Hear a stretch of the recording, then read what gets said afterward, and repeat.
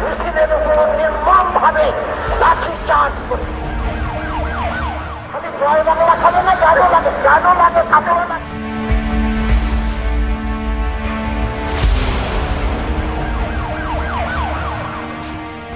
সমাজ যেন ভুলে ভুলে গেছে, এই সমাজকে আমি চরম আঘাত করতে চাই। নতুন সিস্টেমে যাচ্ছি আমি। জনগণের মধ্যে শক্তভাবে ঘিরে দিতে চাই, যাতে প্রত্যেককে জনগণের কাছে জবাবদিহি করতে হয়। নির্দলীয় নিরপেক্ষ সরকারের অধীনে নির্বাচন হতে হবে। পাওয়ার চাই, আমি খালি ইলেকশন যেমন তো না, আর আমার পাওয়ার চাই, আমি দেশের উন্নতি করতে চাই। সাফ কথা। মরহুম শেখ মুজিবুর রহমান সহ জাতীয় নেতৃবৃন্দের প্রতি শ্রদ্ধা নিবেদন করছি। জিয়া খুনি, খালেদা জিয়া খুনি, তারেক জিয়া খুনি। এক বছরের মধ্যে আমরা 5,500টি ইউনিয়ন তথ্য কেন্দ্র বানিয়েছি। সমর্থন ব্যক্ত করার একমাত্র জায়গা হওয়া উচিত ভোট কেন্দ্র।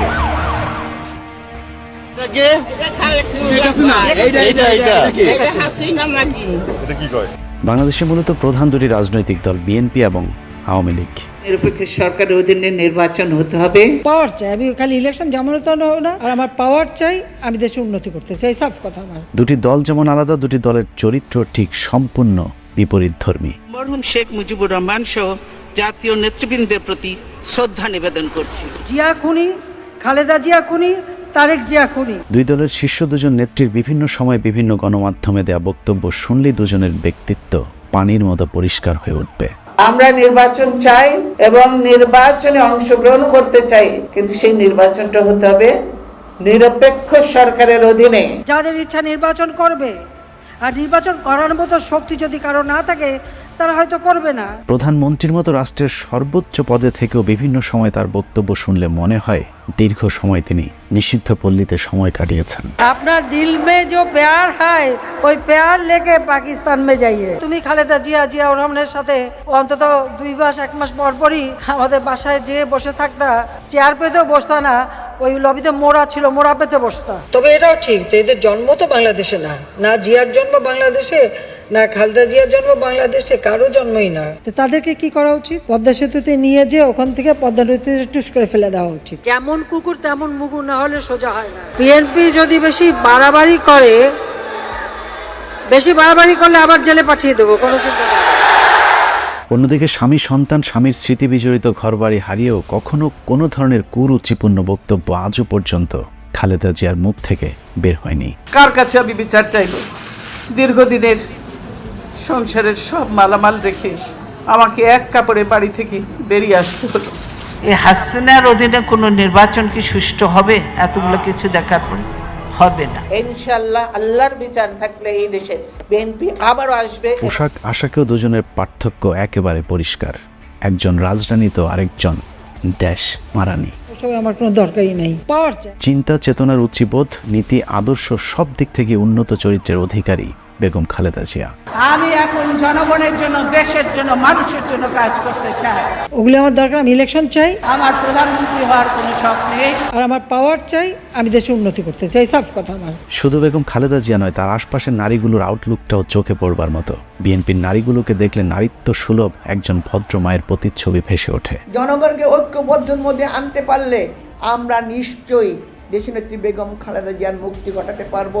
জনগণকে নিয়ে আমরা মাঠে নেমেছি, আমরা এই জনগণকে নিয়েই এই সরকারের পদত্যাগ করাবো, এটাই আমাদের বড় ইচ্ছা। চারিত মানুষগুলা সব সমবেত হয়ে যাচ্ছে। এই সরকারের আন্ডারে ফেরেস্তাও যদি ইলেকশন করে, সেও ডাহা ফেল করবেন। আমি শেষ রক্তবিন্দু দিতে প্রস্তুত, যদি মনে করি আমার রক্তবিন্দু দিয়ে এই দেশের গণতন্ত্র প্রতিষ্ঠিত হবে। স্বাধীনতার ঘোষণা তারা দিতে পারে নাই, ব্যর্থ হয়েছে। আমি এমন একটি সংসদে বসছি যে সংসদের সঙ্গে বাংলাদেশের জনগণের ভোটের কোনো সম্পর্ক নেই। অন্যদিকে আওয়ামী লীগের নারীদের দেখলে লিঙ্গ নির্ধারণ করতেই আপনাকে কিছুটা সময় গোলক ধাঁধায় পড়তে হবে। কোনোভাবে কোনো বিরোধী শক্তি আন্দোলনকে আমরা সফল হতে দেব না। আমরা নেত্রীর হাতকে শক্তিশালী করব। আমরা যখন 10টা ভাইয়ের সাথে কাজ করতে যাই, তখন আমাদের শরীরে যখন গ্যাসা লাগে, তখন আমরা মনে করি যে ভাই রাজনৈতিক ভাই গ্যাসা দিয়েছি। রাজনীতিতে নামতে হলে ডোন্ট মাইন্ড, ফ্রিলি বলতেছি, কাপড় খুলে নামতে হয়। আওয়ামী লীগের মন্ত্রী এমপিদের সাপ্লায়ার পাপিয়া তার বিভিন্ন অপকর্মের জন্য এখন জেলে আছেন, কিন্তু সেখানে গিয়েও তার আলাদা এক সাম্রাজ্য তৈরি করেছেন তিনি। মাত্র 4 বছরেই কারাগারেও যেন তিনি পেতে বসেছেন নিজের সাম্রাজ্য।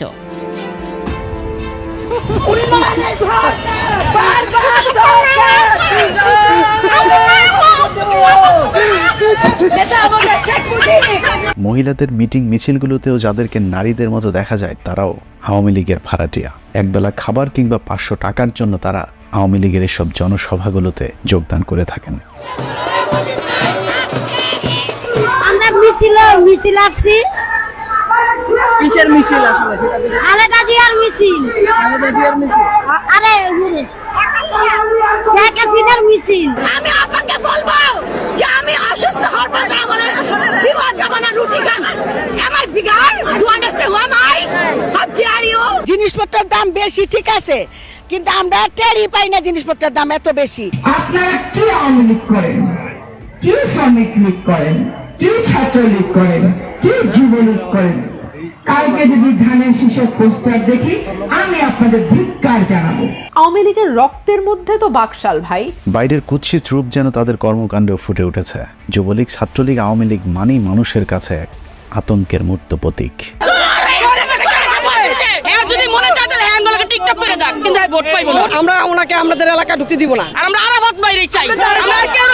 আমরা যুব মহিলা লীগ মাঠে ছিলাম, মাঠে আছি, মাঠে থাকবো ইনশাল্লাহ। আমাদের মাননীয় প্রধানমন্ত্রী জননেত্রী দেশরত্ন শেখ হাসিনার নেতৃত্বে যেন আমরা মহিলা আওয়ামী লীগ এগিয়ে যেতে পারি। চুরি, ডাকাতি, ছিনতাই, খুন, ধর্ষণ, চাঁদাবাজি, টেন্ডারবাজি সমাজের এমন কোন অপরাধ নেই যা এই দলটি করছে না। কিন্তু কিভাবে এমন চরিত্র পেল এই দলটি, সেই প্রশ্নের উত্তর খুঁজতে একটু পিছনে ফিরে যেতে হবে। এত চোরের চোর কোত্থেকে যে পয়দা হয়েছে আমি জানি না। বাংলাদেশ এমনকি পাকিস্তানের রাজনীতিতে মাস্তানি, হাতাহাতি, মারামারি, সংঘর্ষ, খুনোখুনি শুরু হয় এই দলের প্রধান নেতা শেখ মুজিবুর রহমানের হাত ধরে। ছাত্র অবস্থা থেকে গুন্ডা স্বভাবের জন্য কুখ্যাতি ছিল শেখ মুজিবের। আজকে যারা শেখ মুজিবকে আওয়ামী লীগের জন্মদাতা হিসেবে প্রচার করছে, এটাও শেখ মুজিবের গুন্ডামির ফসল।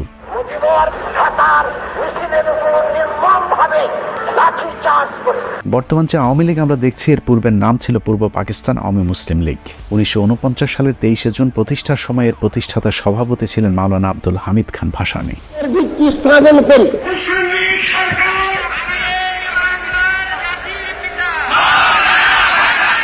পূর্ব পাকিস্তান আওয়ামী মুসলিম লীগে শেখ মুজিবের অবস্থান ছিল 6 নম্বরে।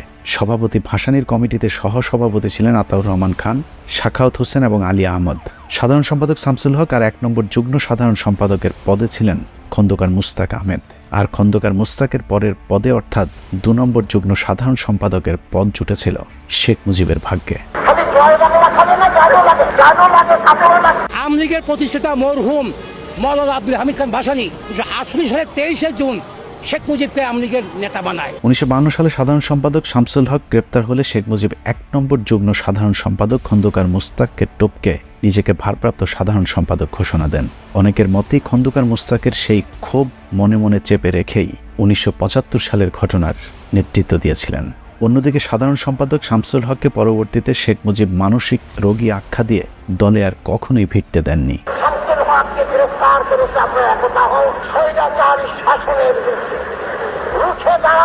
1954 সালের যুক্তফ্রন্ট বাংলাদেশের ইতিহাসে অত্যন্ত গুরুত্বপূর্ণ অধ্যায়। অনেকে মনে করে থাকেন যুক্তফ্রন্ট যদি না ভাঙত তাহলে এর মাধ্যমে অনেক আগেই বাংলাদেশ স্বাধীন হতে পারত।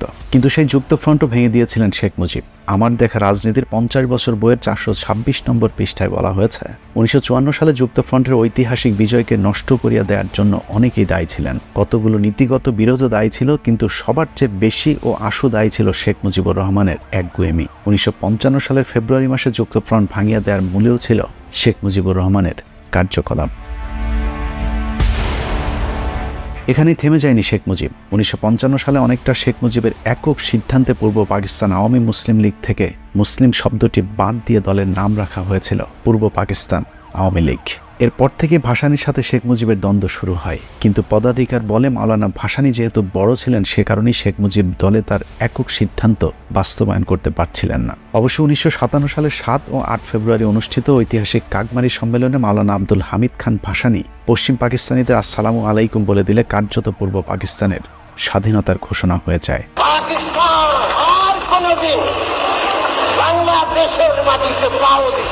কিন্তু শেখ মুজিব স্বাধীনতার ঘোষণার বিরোধিতা করে মাওলানা ভাসানীকে চরম অপমান করে আওয়ামী লীগ থেকে বেরিয়ে যেতে বাধ্য করেন।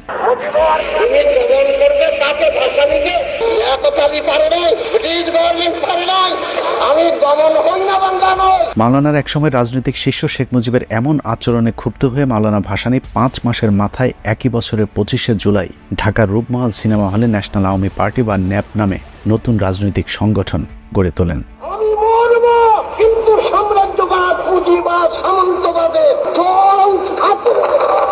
আমাদের সংগ্রাম চলবে, এই সংগ্রাম ব্যক্তিগত স্বার্থের সংগ্রাম নয়। অন্যদিকে শেখ মুজিব হয়ে যান আওয়ামী লীগের একক ত্রাণকর্তা। এরপর আর তার বিরুদ্ধে দলের কেউ টু শব্দ পর্যন্ত করার সাহস পায়নি, কিন্তু তারপরেও নিজের একক নিয়ন্ত্রিত সেই দল আওয়ামী লীগকে নিষিদ্ধ করে 1975 সালে বাকশাল তৈরি করেছিল শেখ মুজিব। সমাজ যেন ভুলে ভরে গেছে, এই সমাজকে আমি চরম আঘাত করতে চাই। নতুন সিস্টেমে যাচ্ছি আমি, কারণ তিনি বাংলাদেশকে একনায়কতান্ত্রিক একটি দেশ বানাতে চেয়েছিলেন, যেখানে এক দেশের এক দল একজনই হবেন নেতা। Mujib Saab went for Bakshal, which means one leader, one party, one country. এসব কারণে আওয়ামী লীগের তৎকালীন ছাত্রলীগের সভাপতি ফজলুর রহমান বলেছিলেন, আওয়ামী লীগ একটি অভিশপ্ত দল, এই দলের সভাপতি সাধারণ সম্পাদকদের কেউ আওয়ামী লীগ করে মরতে পারে না। সেই দলটিকে আমি অভিশপ্ত দল এই কারণে বলেছি, যিনি প্রতিষ্ঠাতা সভাপতি ছিলেন তিনি মরহুম মৌলানা আব্দুল হামিদ খান ভাসানী, তিনি আওয়ামী লীগ করে মরতে পারেন নাই। দলের প্রতিষ্ঠাতা সাধারণ সম্পাদক ছিলেন জনাব শামসুল হক। শামসুল হক সাহেবও আওয়ামী লীগ করতে করতে পাগল হয়ে মৃত্যুবরণ করেছেন। কোথায় মরেছেন আওয়ামী লীগ কোনোদিন খোঁজ নেয়নি। শেখ মুজিব কত বড় মাপের গুন্ডা ছিল তার প্রমাণ পেতে উইকিপিডিয়ার তৎকালীন পূর্ব পাকিস্তানের প্রাদেশিক পরিষদের স্পিকার শাহেদ আলীর হত্যার ঘটনাটি পড়লেই বোঝা যাবে। 1958 সালের 23শে সেপ্টেম্বর প্রাদেশিক পরিষদের ডেপুটি স্পিকার জনাব শাহেদ আলীকে পিটিয়ে হত্যা করে শেখ মুজিব ও তার সমর্থকেরা। এ বিষয়ে আত্মঘাতী রাজনীতির 3 কাল দ্বিতীয় খণ্ডের 163 নম্বর পৃষ্ঠায় তৎকালীন মন্ত্রী ও প্রাদেশিক পরিষদের সদস্য হাশিমউদ্দিন আহমেদের একটি সাক্ষাৎকার তুলে ধরা হয়েছে। তিনি এই মর্মান্তিক ঘটনার প্রত্যক্ষদর্শী ছিলেন। ওই সাক্ষাৎকারে বলা হয়েছে, একটা পেপারওয়েট সজোরে নিক্ষিপ্ত হয় শাহেদ আলীর কপালে। উনি কপালে হাত চেপে ধরেছিলেন। তবে সেদিন শেখ মুজিব হাউসকে শান্ত করার পরিবর্তে গরম করেছিলেন সবচেয়ে বেশি। প্রথমেই দেখলাম মুজিবের হাতে একটা হান্টার, স্পিকারের দিকে তেড়ে যাওয়ার সময় কে যেন শেখ মুজিবের হাত থেকে হান্টারটি কেড়ে নেয়। পরে মুজিবকে দেখলাম চেয়ার নিয়ে স্পিকারের দিকে তেড়ে যেতে। মুজিবের অন্য সাঙ্গপাঙ্গরাও সাথে ছিল, লাউড স্পিকারও বন্ধ। পরে দেখলাম শাহেদ আলীকে রক্তাক্ত অবস্থায় পুলিশ কোলে করে নিয়ে যাচ্ছে। তার কয়েকদিন পরেই শাহেদ আলী পাটোয়ারি মারা যান। অনেকে হয়তো মনে করতে পারেন শাহেদ আলী পাটোয়ারি পাকিস্তানের মানুষ ছিলেন, যে কারণে শেখ মুজিব তাকে হত্যা করেছিলেন। তাদের জ্ঞাতার্থে বলতে চাই, শাহেদ আলী পাটোয়ারির বাড়ি ছিল চাঁদপুরের মতলবে। ওই সাক্ষাৎকারে হাশিমউদ্দিন আহমেদ আরও বলেন, সেদিন তিনি এবং খন্দকার মুস্তাক সহ আরও অনেকে স্পিকারকে বাঁচাতে গিয়েছিলেন। খন্দকার মুস্তাক মুজিবের একই দলের হলেও মুজিবের উগ্রতা তিনি পছন্দ করতেন না। তিনি বলেন, আমার যা চোখে দেখা তাই বললাম। শেখ মুজিব তার জীবনে অনেক অন্যায় করেছে, তার বিরুদ্ধে কেউ গেলেই শেখ মুজিব তাকে ছেড়ে দিতেন না। শহীদ সোহরাওয়ার্দী আমাকে অনেকবার বলেছে, মুজিবের উগ্রতায় অনেকেই অসন্তুষ্ট। শাহেদ আলী হত্যাকাণ্ডের কোনো বিচার এ পর্যন্ত হয়নি।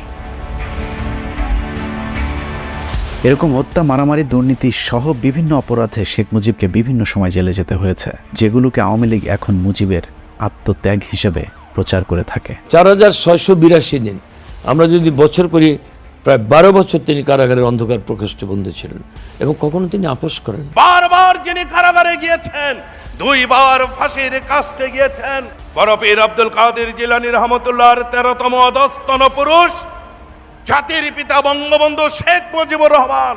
তবে এখানেও আওয়ামী লীগ মিথ্যার আশ্রয় নিয়েছে। আওয়ামী লীগ বলে থাকে শেখ মুজিব নাকি তার জীবনের 12, 20 অথবা 28 বছর জেল খেটেছেন, কিন্তু বাস্তবে তিনি মোট 4.5 বছর জেলে ছিলেন। এর মধ্যে আগরতলা মামলা ছাড়া বাকি সবগুলো মামলাই দুর্নীতি এবং তার মাস্তানির কারণেই হয়েছিল। The Awami League cadres were armed and the opposition political movement were harassed, offices burned down, arrested, killed. বিরোধী দল হিসেবে শেখ মুজিবের পুরো জীবনের আন্দোলনের মূল উদ্দেশ্য ছিল ক্ষমতার নেতৃত্ব। এই নেতৃত্বের জন্য শেখ মুজিব তার রাজনৈতিক পিতা সোহরাওয়ার্দীকেও ছাড় দেননি। তার মাস্তানির জন্য সোহরাওয়ার্দী নিজেও তার প্রতি বিরক্ত ছিলেন। আবুল মনসুর আহমেদের আমার দেখা রাজনীতির 50 বছর বইয়ের 428 নম্বর পৃষ্ঠায় শেখ মুজিব আর আতাউর রহমানের বিরোধের একটি ঘটনা তুলে ধরা হয়েছে। সোহরাওয়ার্দী মনসুর আহমেদকে ঘটনাটির তদন্ত করতে বলেছিলেন। তিনি লিখেছেন, লিডার আমাকে গোপনে তদন্ত করে রিপোর্ট দিতে বলেন কার দোষ, কী কারণে এই বিরোধের সৃষ্টি হয়েছে।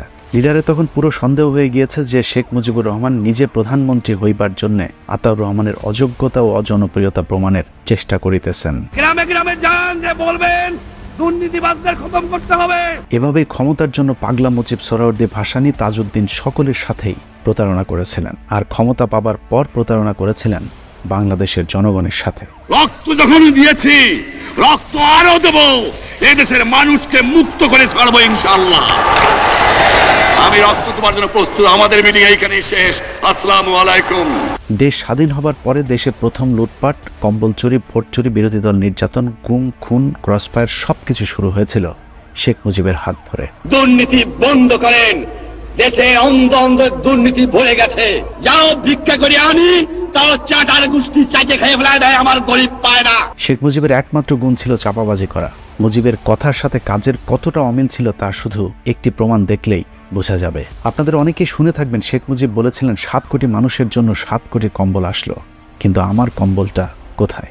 এই কথার মানে হচ্ছে শেখ মুজিব জানতেন না কম্বলটা আসলে কে চুরি করেছে। এত চোরের চোর, চোর কোত্থেকে যে পয়দা হয়েছে আমি জানি না। পাকিস্তানের সব নিয়ে গেছে, কিন্তু এই চোর টুক ফিরে গেছে আমার কাছে। এই চোর নিয়ে গেলে আমি বাঁচতাম। এবার চলুন দেখা যাক চোরদের আসল গডফাদার আসলে কে।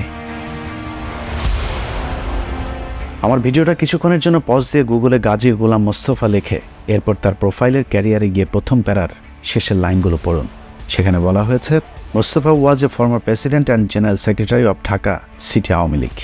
There are allegations against him that during the famine of 1974, as the chairman of the Red Crescent Society, he took hold of millions of blankets and tins of baby foods sent to Bangladesh as relief for the people through foreign aid.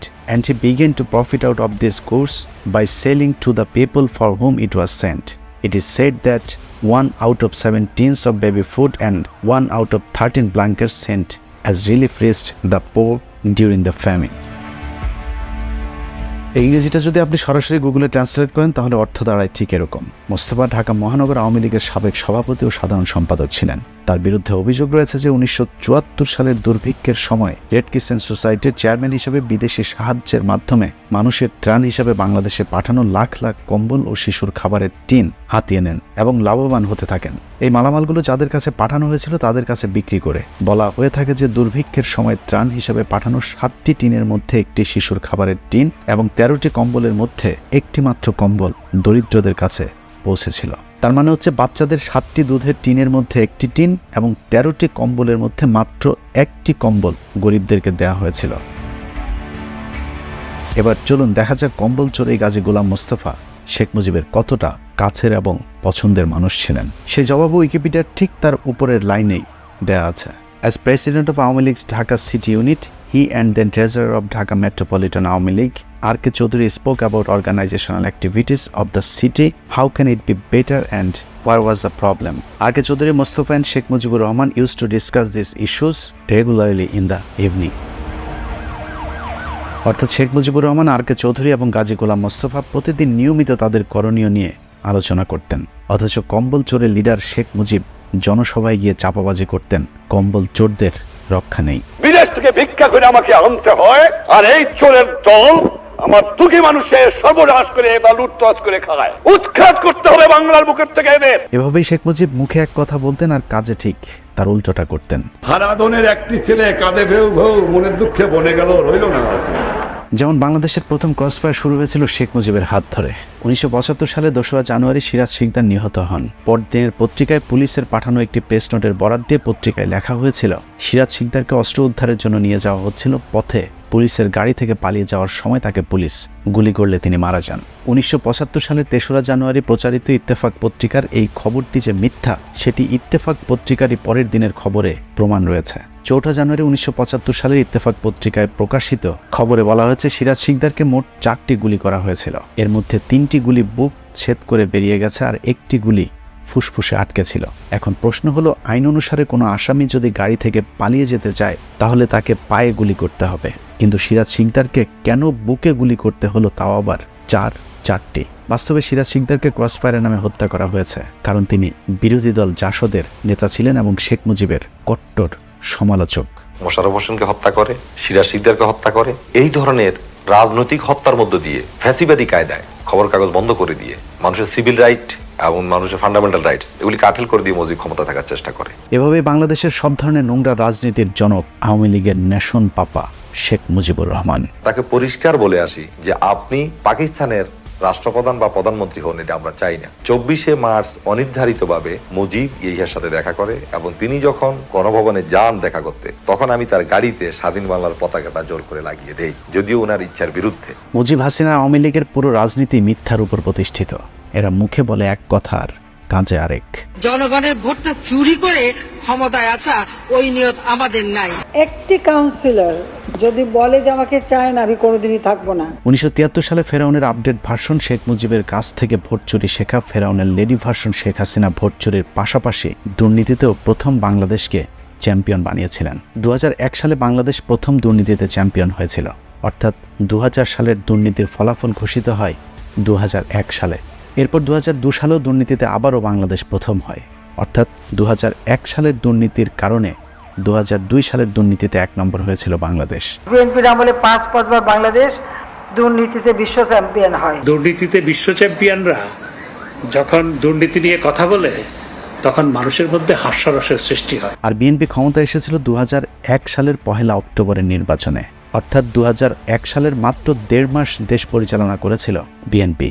এরপরে BNP অবশ্য 2003 সালেও দুর্নীতিতে প্রথম হয়েছিল, কিন্তু পরের বছরগুলোতে সেই লজ্জা থেকে খালেদা জিয়াই বাংলাদেশকে টেনে তুলেছিলেন। অথচ আওয়ামী লীগ সবসময় তাদের দুর্নীতির দায় বিএনপির উপর চাপায়, আর বিএনপির অতি ভদ্র প্রাণীগুলো টক শোতে গিয়ে এসব হজম করে। বিএনপির টকশোবিদেরা যদি একটি বারের মতো 1996 সাল থেকে 2006 সাল পর্যন্ত দুর্নীতির রিপোর্টগুলো দেখতেন, তাহলেই আওয়ামী লীগের এসব মিথ্যাচারের জবাব দেওয়া সম্ভব হতো। যাই হোক, দুর্নীতির পাশাপাশি গুম, খুন, ভোট চুরি সব ধরনের অপরাধের জনক আওয়ামী লীগ এভাবেই গুজব সৃষ্টির মাধ্যমে তাদের করা সব দোষের দায় বিএনপির উপর চাপিয়ে যাচ্ছে। তাদের চরিত্র তো জানেনি, এরা তো একেবারে সন্ত্রাসী, জীবন্ত মানুষগুলি পুড়িয়ে পুড়িয়ে হত্যা করেছে। ইদানিং আওয়ামী লীগ একটা নতুন মিথ্যাচার শুরু করেছে, তা হলো বিএনপি হলো সন্ত্রাসী দল, এরা জ্বালাও পোড়াও করে দেশের সম্পদ নষ্ট করে। কিন্তু বাস্তবে এদেশে জ্বালাও পোড়াওয়ের রাজনীতিও আওয়ামী লীগই শুরু করেছিল। এই দেশে কি ঘটেছে? হত্যা, ষড়যন্ত্রের রাজনীতি, ক্ষমতা ছিল বন্দিখানায়, গণতন্ত্র ছিল না। বাংলা নিউজ 24-এর 2013 সালের 9 ডিসেম্বরের একটি খবরের শিরোনাম ছিল বিচার পেল না, গান পাউডারে বাস পোড়ায় নিহতরা, যেখানে বলা হয়েছিল মামলা তদন্তে দীর্ঘসূত্রিতা, গাফলতি ও ভিন্ন খাতে প্রবাহের চেষ্টা এবং রাজনীতিকীকরণের কারণে বিচার পেল না 2004 সালের 4 জন বাস পোড়ায় নিহত 11 জন হতভাগ্য যাত্রী। হরতাল, অবরোধের মতো প্রত্যেকটা রাজনৈতিক কর্মসূচিতে সন্ত্রাসী ঘটনায় দায়ের করা মামলার মতো এই মামলাটিও রাজনীতিকরণ করা হয়। আমার কি দোষ ছিল?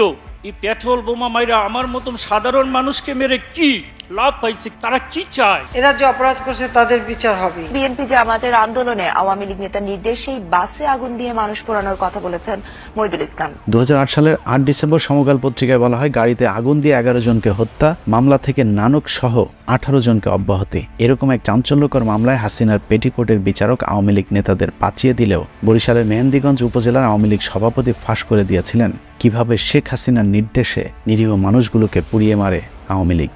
শাহবাগের মোড়ে পেট্রোল বোমা মেরে 11 জন মানুষকে হত্যা করা হয়েছিল নির্মমভাবে পুড়িয়ে। মাননীয় প্রধানমন্ত্রীর সিম্পেথি আদায় করার জন্য তার নির্দেশে সেদিন এই বিহঙ্গ পরিবহনের একটি গাড়িকে পেট্রোল দিয়ে জ্বালিয়ে দেওয়া হয়েছিল। বিরোধী দলে থাকা আওয়ামী লীগ ক্ষমতায় এসেও তাদের বাস পোড়ানোর অভ্যাস বদলায়নি। দোনো পাশে পুলিশ, এরা মোটরসাইকেলটা নিয়ে আসছে, আইয়া বাস হ্যাগোকাম হেরা করে দিয়া গেছে। 2014-15 সালের বাস পোড়ানোর ঘটনাগুলো ওই একই দলের সাজানো নাটক। তোমাকে যে এনেছে তার নাম বলো।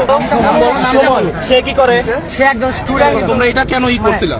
আমার নিয়ে আসছে ভাই। সে কি কোনো রাজনৈতিক সংগঠনের সাথে যুক্ত? হ্যাঁ যুক্ত তো। কোন পেশির সাথে যুক্ত? লিকে আছে যে কোনো একটা। লিকে মনে হয় আছে। কয়জন আসছো? আমরা আইসি মনোবজান কয়জন? 15-20 জনের মতো। এছাড়াও রমনা, উদীচী সহ বিভিন্ন বোমা হামলার ঘটনাতে আওয়ামী লীগের যোগসাজশ থাকার কথা শোনা যায়। তারপরেও এরা নিজের দোষ অন্যের ঘাড়ে চাপাতে হেন কোনো মিথ্যাচার নেই যা করছে না। বিএনপির লজ্জা থাকা উচিত যে কানাডার আদালত পঞ্চমবারের মতো তাদেরকে সন্ত্রাসী সংগঠন হিসেবে আখ্যা দিল। গেল সপ্তাহে কানাডার আদালতের একটি রায় নিয়েও তারা জলজ্যান্ত মিথ্যাচার করছে।